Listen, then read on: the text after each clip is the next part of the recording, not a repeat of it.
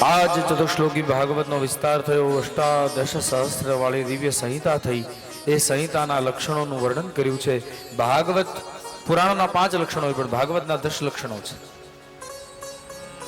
અત્ર સર્ગો વિસર્ગસ્ય સ્થાન ભૂષણમૂતયઃ મન્વંતરેશાનુકથા નિરોધો મુક્તિરાશ્રય.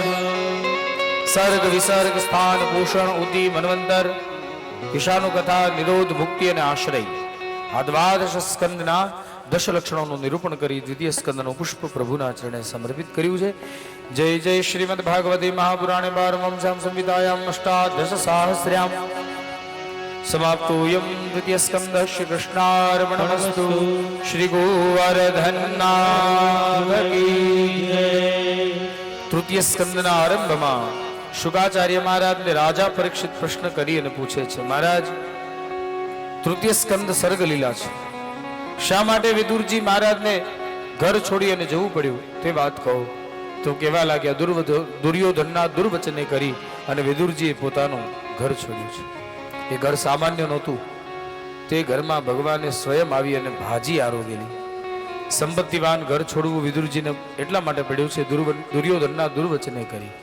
જ્યારે નાનું બાળક વડીલોની મર્યાદાને ચૂકી જાય છે ને ત્યારે પછી વડીલો એ ઘરમાંથી અપમાનિત થયા પહેલા નીકળી જાય છે. વિદુરજી મહારાજ તીર્થયાત્રા કરવા ગયા. એ સમયે વિદુર અને મૈત્રેય બંને મળ્યા છે. માર્ગમાં વિદુરજીને ઉદ્ધવજી મળ્યા. ઉદ્ધવ પણ ભગવત ભક્ત, વિદુરજી પણ ભગવત ભક્ત. બંને ભગવત ભક્તો વચ્ચે કૃષ્ણ લીલાનું અમૃત થયું છે. પણ ઉદ્ધવજી મહારાજે વિદુરજીને ભગવાનના સ્વધામ ગમન આદિકની વાતો ન કહી, કેમ કે તે ભગવત ભક્ત છે. ભગવાનના વિરહને સાંભળી તે રહી ન શકે. ઉદ્ધવજી મહારાજને વિદુરજીએ કહ્યું કે પ્રભુ તમે તો ભગવાન કૃષ્ણના ભક્ત છો અને આ યમુનાનો પવિત્ર કાંઠો છે. આ યમુનાને કાંઠે આપનો મને સત્સંગ મળ્યો છે, તો શું આપ મને ભાગવત ધર્મ વિશે નહીં સમજાવો? એ સમયે કહેવા લાગ્યા કે મહારાજ હું તમને ભાગવત ધર્મ સમજાવું, પણ મને પ્રભુએ આજ્ઞા કરી છે કે જ્યારે આપને વિદુરજી મળે એ સમયે વિદુરજીને તમે ગંગાને કાંઠે મૈત્રેય મુનિના આશ્રમમાં ભાગવતના જ્ઞાન માટે મોકલજો. માટે આપે મૈત્રેય મુનિના આશ્રમે જવું પડશે. મૈત્રેય મુનિના આશ્રમે જઈ સમગ્ર રાત્રિ ભગવાનનું સ્મરણ કીર્તન કરી ભગવાનની લીલાઓના ચરિત્રનું સ્મરણ કર્યું છે. ભગવાનના સ્વરૂપ માધુર્ય, સ્વભાવ માધુર્ય આદિકનું દર્શન કર્યું છે. ભગવાનની લીલાઓનું સમ્યક રીતે શ્રવણ કર્યું છે. આશ્રમે આવી મૈત્રેય મુનિને નમસ્કાર કર્યા છે. ત્યાં જઈને નમ્યા છે. આપણે જ્ઞાન લેવું હોય તો 3 પરંપરા. ગીતાજી તો એમ કે છે, તદ્વિદ્ધિ પ્રણિપાતેન પરિપ્રશ્નેન સેવયા. વિદ્યા લેવા માટે પહેલા પ્રણિપાત કરવા પડે છે, પરિપ્રશ્ન અને સેવા. અત્યારે તો આખું એજ્યુકેશન બદલાઈ ગયું. પહેલા શિષ્ય ગુરુના આશ્રમે જઈ અને વિદ્યા ભણતો, હવે ગુરુને શિષ્ય પાસે જવું. અત્યારના પ્રવર્તમાન સમયમાં વિદ્યાની દશા બદલાઈ છે, દિશા બદલાઈ છે. જો જ્ઞાન મેળવવું છે, જિજ્ઞાસાને પ્રાપ્ત કરવી છે, તો ગતવા સ્વયંને જવું પડે, પછી નતવા નમવું પડે, અને પછી ભણીને પાછા નીકળીએ ને એટલે દત્તવા કઈક ગુરુજીને ગુરુ દક્ષિણા આપવી પડે. મફતમાં વિદ્યા ભણી લેવાય, મફતમાં વિદ્યાને ગ્રહણ ન કરી લેવાય. એટલે ગતવા દત્વા અને ગતવા નતવા અને દત્વા. પ્રશ્ન કર્યો છે કે મહારાજ મનુષ્ય સુખની પ્રાપ્તિ માટે કર્મ કરે છે પણ પરિણામે એને દુઃખ જ મળે છે, આનું કારણ શું? કહેવા લાગ્યા કે ન કોઈ સુખી કરે છે ન કોઈ દુઃખી કરે છે. મનુષ્યને ભગવાન સુખી પણ નથી કરતા અને દુઃખી પણ નથી કરતા. મનુષ્યને સુખી અને દુઃખી કરે છે તો મનુષ્ય પોતે. આપણે આપણા કર્મના નિર્માતા પોતે છીએ. જેવા જેવા કર્મ કરીએ છીએ તે પ્રમાણે તે ફળ આપણને મળે છે. સુખાય કર્માણિ કરોતિ લોકો નતે સુખમ વા તદુપારમમ વા. સુખની ઈચ્છાને લઈ અને મનુષ્ય કર્મ તો કરે છે પણ પરિણામે એને મળે છે દુઃખ. શું કામ? કેમ કે સુખ અને દુઃખ એ એક પૈયાની 2 બાજુ છે. સુખ વખતે તમે જો પાછું વળીને જોયું હોય, કોઈ રડતાના આંસુ શાંત કર્યા હોય, કોઈ બેઘરને તમે આશરો આપ્યો હોય તો એ સુખમાં તમે કોઈને દાન કરેલું છે તો દુઃખમાં તમે દુઃખી નહીં થાવ, કેમ કે પરમાત્માની વ્યાખ્યા કંઈક જુદી છે. દુઃખ આપીને પણ દુઃખી ન થવા દે એ પરમાત્મા, અને સુખી રાખીને સુખમાં છકવા ન દે એ પરમાત્મા. પણ એના માટે પરમાત્મા પર ભરોસો કરવો આવશ્યક છે.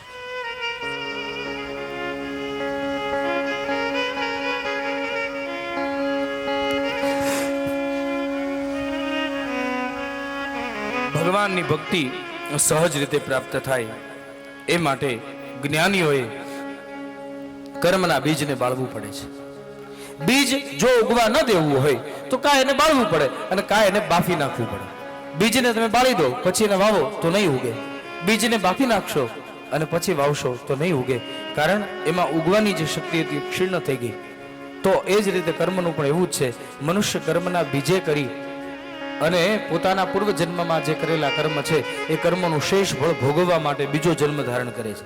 એ બીજા જન્મ આપણે જે જન્મ મળ્યો છે એ આપણા પૂર્વ જન્મના કર્મને પૂર્ણ કરવા માટે મળ્યો. તોય પાછા આ જન્મમાં આપણે નવા નવા કર્મો બાંધીએ, એટલે આ જન્મમાં બાંધેલા કર્મ એ આપણા આવતા જન્મનું સૂચન છે. ત્રણ વસ્તુ મનુષ્ય પોતે નક્કી નથી કરી શકતો: જાતિ, આયુષ્ય અને ભોગ.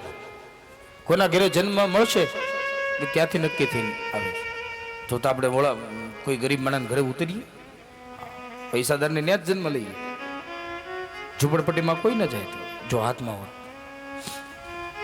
કઈ જાતિમાં જન્મ લેવો છે પરમાત્મા નક્કી કરે, તમારા કર્મ અનુસાર.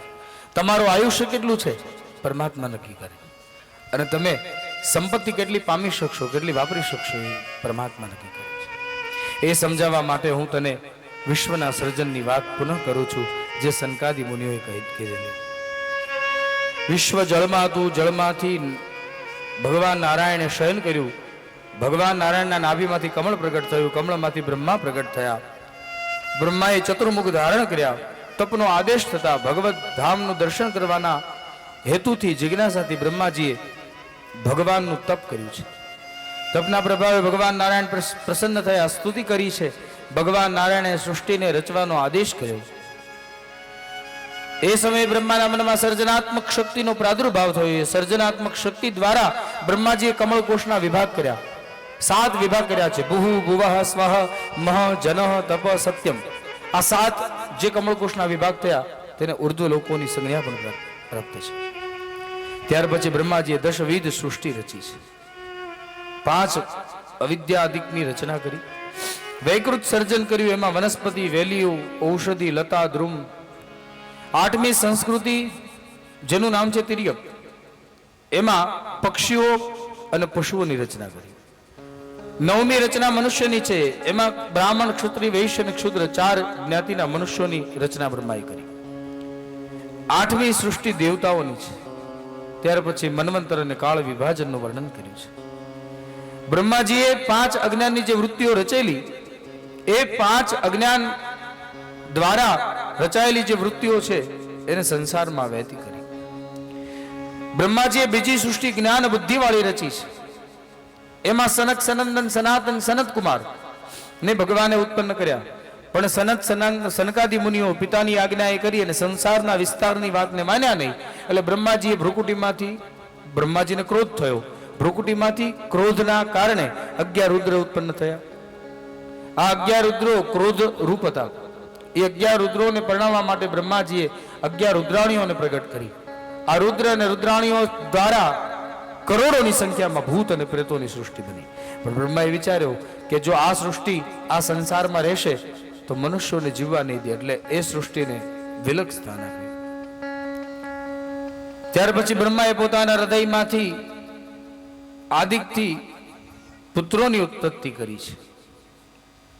આ બધા રુદ્રો ખોળામાંથી નારદને પ્રગટ કર્યા, પીઠમાંથી અધર્મને પ્રગટ કર્યા, મુખમાંથી સરસ્વતીને પ્રગટ કર્યા, છાયામાંથી ગર્દમને પ્રગટ કર્યા, મનમાંથી આદિકથી જે પ્રગટ કર્યા તે 10 ઋષિઓ સત્વગુણી બન્યા છે.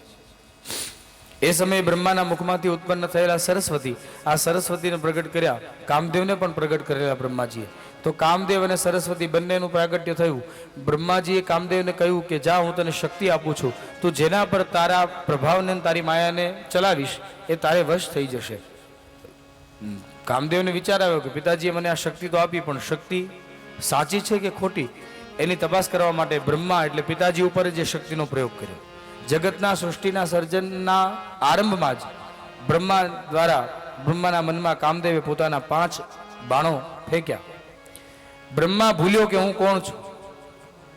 સરસ્વતી પુત્રી સ્વરૂપ આવ્યા એની પાછળ દોડ્યા છે.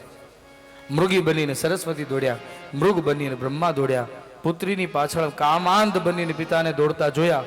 પુત્રીએ કીધું કે હે પિતાજી, મને પ્રગટ કરીને મારી પાછળ આમ કામાંધ બની અને સૃષ્ટિના આરંભમાં તમે મારી પાછળ દોડો છો, તો તમારા દ્વારા રચાયેલા આ જગતનું શું થશે?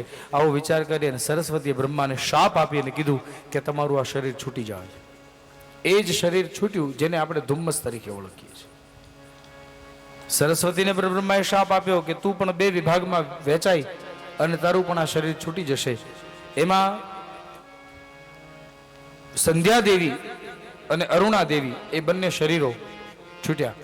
પ્રાતઃકાળના સમયમાં જે સૂર્યનારાયણના ઉદય પહેલા જે વાતાવરણ હોય છે તેને આપણે અરુણોદય કહીએ છીએ.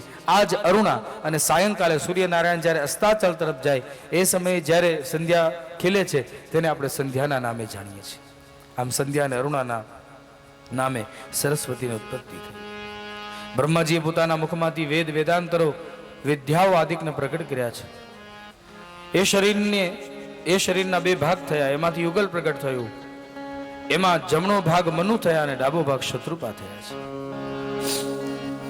મનુને શત્રુપાને પ્રગટ કરવાના કારણે મનુને શત્રુપાએ કહ્યું કે પિતાજી આપે અમને પ્રગટ કર્યા પણ અમે રહીએ ક્યાં? સ્થાન માગ્યું. એ સમયે સ્થાનની માંગણી કરતા મનુને શત્રુપાને રહેવા માટેના સ્થાનની વ્યવસ્થા કરવા હેતુ જોયું તો પૃથ્વી તો હતી નહીં. પૃથ્વીને હિરણ્યાક્ષ નામનો દૈત્ય રસાતળમાં લઈ ગયો હતો. બ્રહ્માજીએ ભગવાન નારાયણના સ્મરણ કરીને ભગવાન નારાયણની સ્તુતિ કરી. એ સમયે બ્રહ્માજીના નાસિકામાંથી ભગવાન નારાયણ વરાહના રૂપમાં પ્રાદુર્ભૂત થયા. બોલે વરાહ સ્વરૂપ ભગવાન કી જય. બ્રહ્માના નાસિકામાંથી વરાહ શિશુનો પ્રાદુર્ભાવ થયો. વરાહ જોતજોતામાં વિરાટ રૂપ ધારણ કર્યું. બ્રહ્મા, મનુ, શત્રુપા આદિ ઉભા હતા. એમને કહ્યું શા હેતુએ મને પ્રગટ કર્યા છે? એ સમયે બ્રહ્માએ કહ્યું કે મનુષ્યોને રહેવા માટે પૃથ્વીની આવશ્યકતા છે. જે પૃથ્વી રસાતળમાં ગઈ છે, આ પૃથ્વીને લઈ આવો. ભગવાન વરાહ રસાતળમાં ગયા. હિરણ્યાક્ષ સાથે યુદ્ધ કરી હિરણ્યાક્ષને મારી અને ધરાને લઈ અને પુનઃ સ્થાપિત કરી. એ ધરા પર મનુ અને શત્રુપા નિવાસ ભૂતા બન્યા છે. એ મનુ અને શત્રુપા દ્વારા 5 સંતાનો થયા. એમાં 3 દીકરીઓ થઈ છે, આકૃતિ, દેવહૂતિ અને પ્રસૂતિ, અને 2 દીકરાઓ થયા, પ્રિયવ્રત અને ઉત્તાનપાદ. એ સમયે રાજા પરીક્ષિતે પ્રશ્ન કર્યો, મહારાજ આ ધરતી તો રસાતળમાં ગઈ હતી, હિરણ્યાક્ષ નામનો દૈત્ય લઈ ગયો હતો, એ હિરણ્યાક્ષ કોણ હતો એ મને કહો. શુકાચાર્ય મહારાજ કહેવા લાગ્યા, એ હિરણ્યાક્ષ બીજું કોઈ નહીં પણ કશ્યપ અને દિતિના 2 દીકરાઓ હતા. પૂર્વ સમયમાં ભગવાનના પાર્ષદ જય અને વિજય, એક દિવસની વાત છે, જય અને વિજય બંને વૈકુંઠ ધામમાં ભગવાન નારાયણના 7મા દ્વારના દ્વારપાળ હતા. સનકાદી મુનિઓ ભગવાન નારાયણના દર્શન કરવા માટે 6 દ્વારને પાર કરી અને 7મા દ્વારે પહોંચ્યા. હું ને તમે 6 દ્વાર તો પાર કરી શકીએ છીએ, પણ 7મો દ્વાર છે ને એને પાર કરવો મારા ને તમારા માટે બહુ અઘરો છે. આ 7મો દ્વાર એટલે જય અને વિજય. ત્યાં 2 દ્વારપાળો ઉભા છે, એક જય અને બીજો વિજય. એ જય એટલે સ્વદેશ કીર્તિ, પોતાના દેશમાં જે કીર્તિ પામી તે જય, અને વિજય એટલે વિદેશ કીર્તિ. માણસ કીર્તિ પામે તો છે પણ કીર્તિને પચાવી શકતો નથી. આ જય અને વિજય સનકાદી મુનિઓને રોક્યા. મુનિઓ રોકાયા એટલે કહ્યું કે ભગવાનના દ્વારપાળ થઈ અને તમારામાં આવી અજ્ઞાનતા? ભગવાનના દ્વારપાળ થઈ તમે ભગવાનના દ્વારે ઉભા છો, છતાંય તમારામાંથી અહંકાર નથી ગયો, તો ભગવાનના દ્વારપાળ શું થયા? મૂર્ખો, જાઓ, હું તમને શ્રાપ આપું છું કે તમે ભગવાનથી વિખુટાત પડી જાઓ. જ્યાં ભગવાને સાંભળ્યું ત્યાં ભગવાન દોડતા આવ્યા. પોતાના દ્વારપાળોને ઋષિનો શાપ મળ્યો છે. ભગવાને હાથ જોડી સ્તુતિ કરી, કહ્યું કે પ્રભુ, આ અપરાધ મારા દ્વારપાળોનો નથી, મારો છે. આ અપરાધ મારા દ્વારપાળોનો નથી, આ અપરાધ મારો છે. કેમ કે સેવક જો કોઈ ભૂલ કરતો હોય ને તો એ સેવકની ભૂલ નથી પણ એના સ્વામીની ભૂલ છે. પ્રભુ, આપના શાપનો અમે સ્વીકાર કરીએ છીએ, પણ શાપને જરા હળવો કરો. એટલે સનકાદી મુનિએ કહ્યું, જો ભક્તિ ભાવથી તમારું ભજન કરશે તો 7 જન્મ લેવા પડશે, અને વેર ભાવે તમને ભજશે તો 3 જન્મમાં મુક્તિ. એટલે કહ્યું કે ભક્તિ ભાવે 7 જન્મ લાગતા હોય, વેર ભાવે 3 જન્મથી મુક્તિ મળી જતી હોય, તો અમારે તો ભગવાન હારે વેર કરવું છે. આનું જોઈને તમે ભગવાન હારે વેર ન કરતા, એ તો ભગવાનના દ્વારપાળો હતા. એટલે આપણે ભગવાન હારે વેર કરવાનું નહીં, આપણે તો ભક્તિ જ કરવાની. અરે આપણો આ કેટલામો જન્મ છે કોને ખબર? આપણે તો ભગવાનની ભક્તિ કરવાની, ભગવાન સાથે વેર કર. ઘણાના વિચાર એવા હોય છે કે હિરણ્યકશિપુને બધા વેર કર્યું તો એ ભગવાનને જલ્દી પામી ગયા, આપણે ભગવાન હારે વેર કરીએ તો ભગવાનને પામી લઈએ. નાસ્તિકોની દ્રષ્ટિ કઈ કેવી છે? મને નાસ્તિક કહેનારા મનોબળ મારું જાણે છે, મને નાસ્તિક કહેનારા મનોબળ મારું જાણે છે. અગર આસ્તિક બનું તો પથરાને પણ ઈશ્વર બનાવી દઉં, અગર આસ્તિક બનું તો પથરાને પણ ઈશ્વર બનાવી દઉં. 3 જન્મે ભજો તો ભગવાનની ભક્તિના માધ્યમે ભગવાન તમને મળશે. 3 ભાવ વેરના લેવાનો વિચાર કર્યો તો ભગવાનના પાર્ષદોએ 3 અવતાર લેવા પડશે. ભગવાનના પાર્ષદોનો પહેલો અવતાર હિરણ્યાક્ષ ને હિરણ્યકશિપુના રૂપમાં. તો ભગવાને કીધું કે મારા દ્વારપાળ અવતાર લેતા હોય તો એને બચાવવા હું અવતાર લઈશ ભેગો. હિરણ્યાક્ષને મારવા ભગવાન વરાહ બન્યા, હિરણ્યકશિપુને મારવા ભગવાન ઋષિ બન્યા છે. બીજો અવતાર રાવણ અને કુંભકર્ણ, તેને મારવા માટે ભગવાન રામ અને લક્ષ્મણ બન્યા ધરા પર અવતરિત થઈને આવે. અને ત્રીજો અવતાર છે દંતવક્ર અને શિશુપાલ. એ દંતવક્ર અને શિશુપાલને મારવા ભગવાને દ્વાપરમાં 19મો દાવ અને 20મા રૂપમાં ભગવાન કૃષ્ણ બની અને અવતાર કાર્યનો હેતુ સિદ્ધ કર્યો છે.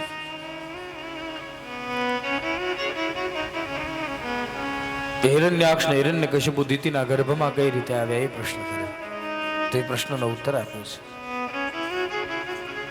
કશ્યપ મુનિના ઘણા પત્નીઓ, એમાંથી એક પત્નીનું નામ છે અદિતિ, જે દેવતાઓની માં છે. બીજા પત્નીનું નામ છે દિતિ, જે દૈત્યોની માં છે. આ દિતિ દૈત્યોની માં શા માટે બની એ કથાનું કથન કર્યું. તપોનિષ્ઠ વેદવાદી, વેદોના ધર્મોનું સમ્યક રીતે પાલન કરનારા કશ્યપ નામે મુનિ, એક દિવસ કશ્યપ મુનિ સાયંકાલને વિશે સંધ્યાવંદન યજ્ઞ યાગાદી કરી રહ્યા હતા. એ સમયે દિતિનું મન ચંચળ બન્યું. ચંચળ બનેલા મને દિતિએ વ્યભિચાર હૃદયમાં પ્રગટાવ્યો. આ વ્યભિચાર દ્વારા દિતિના હૃદયમાં પ્રગટ થયેલો વ્યભિચાર, એ પોતે એ વ્યભિચારના ભારને સહન ન કરી શક્યા, દોડતા કશ્યપ પાસે આવ્યા છે. પૂજામાં પ્રવૃત્ત કશ્યપને એનું વસ્ત્ર પકડી ઉપાસના મગ્ન બનેલા એ કશ્યપને વાસના તરફ પ્રેર્યા. કશ્યપે કહ્યું, દેવી સાયંકાળ છે, ત્યાજ્ય છે, આપ મર્યાદાયુક્ત થઈ અને પાછા ફરી જાઓ. દિતિ માન્યા નહીં અને વ્યભિચાર આચર્યો. એ સમયે કશ્યપે કીધું કે જા, તું તારા મન પર કાબુ ન કરી શકી, તે વ્યભિચાર પોતે તો આચરો, પણ મને પણ વ્યભિચાર નો માર્ગ બતાવ્યો, એટલે હું તને શાપ આપું છું, તારી કુખેથી અસુરો પ્રગટ થશે. કશ્યપનો શાપ. અને એ જ સમયે ભગવાનના દ્વારપાલોનું વૈકુંઠથી પતન થયું. એ જ દ્વારપાળો દિતિના ઉદરમાં પ્રસ્થાપિત થયા. એ બંને દ્વારપાળો સહસ્ત્રો વર્ષ સુધી દિતિના ઉદરમાં રહ્યા. ભગવાનના પ્રાદુર્ભાવ સમયે પ્રકૃતિ ખીલે છે, પણ આવા અસુરો જ્યારે પ્રગટે ને ત્યારે પ્રકૃતિ રડે છે. હિરણ્યાક્ષ અને હિરણ્યકશિપુ બંને પ્રગટ થયા. એમાં હિરણ્યાક્ષનું મૃત્યુ ભગવાન વરાહના હાથે થયું અને હિરણ્યકશિપુને ભગવાન નૃસિંહે માર્યા છે. તો એ નૃસિંહ ભગવાનના પ્રાદુર્ભાવ તરફ આપણે આગળ વધીએ. ભગવાન નરસિંહ ક્યારના તૈયાર થઈને ઉભા છે. આજે તો દ્રશ્ય ભજવાનું છે. તો અહીંયા કથાને મૂકી સીધી લિંક આપું છું 7મા સ્કંદમાં. આ જ ચરિત્રનું દર્શન કરાવતા પ્રશ્ન થયો કે જેમ ભગવાને અવતાર લીધો પોતાના પાર્ષદો માટે, પાર્ષદોએ અવતાર લીધો અસુરના રૂપમાં, તો સનત કુમારોને પશ્ચાતાપ થયો કે શાપ તો અમે આપ્યો છે. ભગવાન જો આટલો પશ્ચાતાપ સ્વીકારી અને અવતાર ધરતા હોય તો એક અવતાર અમે લેશું. અને સનત કુમારોનો સંમિશ્ર અવતાર જેનું નામ છે પ્રહલાદ. હિરણ્યકશિપુ ક્યાધુને પરણ્યા છે. ક્યાધુને પરણેલા હિરણ્યકશિપુ એને લાદ, અનુલાદ, વિશલાદ અને પ્રહલાદ નામે 4 દીકરાઓ થયા. એમાં પ્રહલાદ એ ભગવદ ભક્ત થયા છે. પ્રહલાદજીના જન્મ પહેલાની કથાનું સંક્ષિપ્ત સૂચન કરીએ. હિરણ્યકશિપુ મંદરાચલ પર્વતમાં તપશ્ચર્યા કરવા માટે જતો હતો. ક્યાધુએ કહ્યું, પ્રભુ ક્યાં જાઓ છો? તો કહ્યું, મંદરાચલમાં તપ કરવા. કેમ? તો કે બલિષ્ઠ બનું તો બ્રહ્મા પાસે વરદાન માંગી શકું.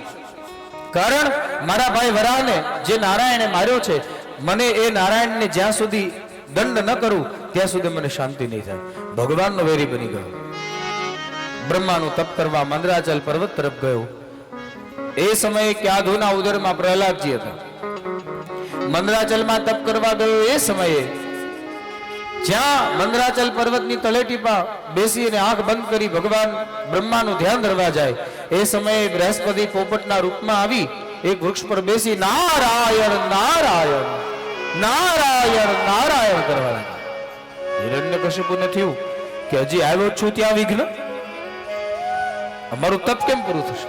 પથ્થર લઈ ફેંક્યો. પોપટ થોડી વાર ઘડી ઉડી જાય, વળી પાછી આંખો બંધ થાય એટલે વળી આવી જાય.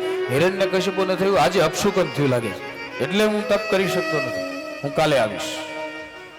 હિરણ્યકશિપુ પોતાના મહેલમાં પાછો ફર્યો. ક્યાધુએ કીધું, મહારાજ કહેતા હતા ને 10,000 વર્ષ લાગી જાય, ગયા એવા તરત પાછા? તો કીધું, સાંભળ, ત્યાં હું ગયો, ત્યાં હું તપ કરવા બેઠો, એક પોપટે વિઘ્ન નાખ્યું. શું વિઘ્ન નાખ્યું?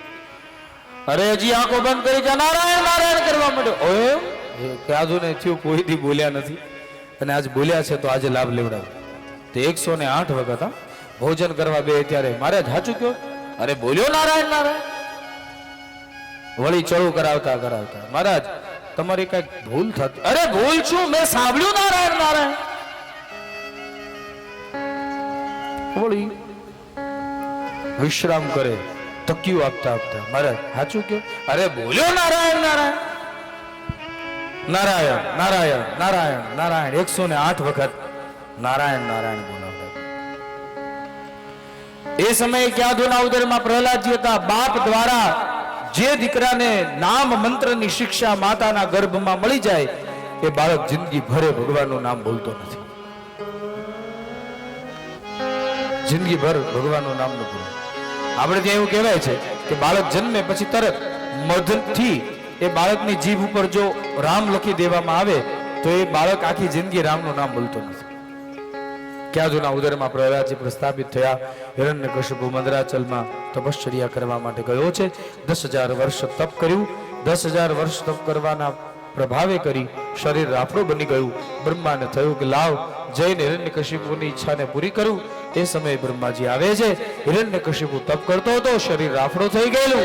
હાથમાં જલ લઈને શરીર પર છાંટ્યું, રાફડામાંથી પુનઃ શરીર બન્યું. હિરણ્યકશિપુએ આંખ ઉગાડી અને પૂછ્યું, બતાવો શા તપને લઈ અને તું તપ કરે છે?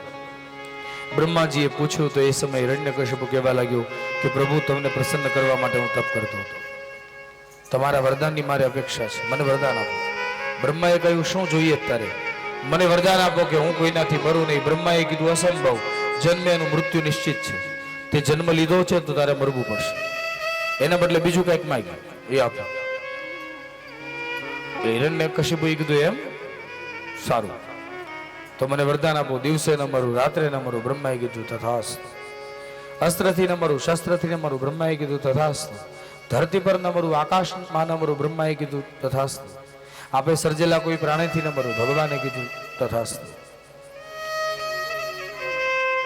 મનુષ્યથી ન મરવું, પશુથી ન મરવું, ભગવાને કીધું તથાસ્તુ. ઘરમાં ન મરવું, ઘરની બહાર ન મરવું, તથાસ્તુ. બ્રહ્માએ કીધું માગી લીધા તો કે હા, જે પણ વરદાન માગ યાદ રાખજે તારે મરવું તો પડશે. બ્રહ્માજીના વરદાનથી ગર્વાન્વિત બની હિરણ્યકશિપુ પોતાના પ્રભાવે કરી અને ધરતીને ધમરોળવા લાગ્યો. સ્વર્ગ પર દેવતાઓની સત્તા હતી, દેવતાઓની સત્તાને છીનવી અને સ્વર્ગની સત્તા પર પોતે આરૂઢ થયો, સ્વર્ગની સત્તાને સંભાળવા લાગ્યો. આ સમયે જે સમયે હિરણ્યકશિપુ તપ કરવા ગયેલો ત્યારે હિરણ્યકશિપુના પત્ની જેનું નામ છે ક્યાધુ, આ ક્યાધુનું અપહરણ ઇન્દ્ર કરી ગયેલો. એ સમયે ઇન્દ્ર ક્યાધુને મારવા તૈયાર થયો ત્યારે નારદજીએ ઇન્દ્રનો હાથ પકડી લીધો. ભાઈ, આ ક્યાધુ ભલે અસુરની સ્ત્રી હોય પણ એના ઉદરમાં છે ને ભગવાનનો ભક્ત છે. ભગવાનના ભક્તને જે મારવા જશે તે પોતે મરી જશે. તું જો તારું હિત ઈચ્છતો હો તો છોડી દે. ક્યાધુને લઈ નારદજી પોતાના આશ્રમે આવ્યા અને ભક્તિ સૂત્ર આદિકના ઉપદેશે કરી ક્યાધુને ભક્તિનો ઉપદેશ કર્યો. એટલે ક્યાધુના ભક્તિના ઉપદેશે કરી અને પ્રહલાદજીએ માના ઉદરમાં જ ભક્તિના ઉપદેશોને સાંભળેલા. આ બાજુ પિતા બલાન્વિત બન્યા છે. પછી તો પ્રહલાદજી વિદ્યાભ્યાસને યોગ્ય થયા એટલે એને ગુરુના આશ્રમે વિદ્યા ભણવા માટે મોકલ્યા. ષંડ અમર્કની હાજરીમાં વિદ્યાભ્યાસ કરે પણ પ્રહલાદજીનું ચિત્ત તો કંઈક જુદું હતું.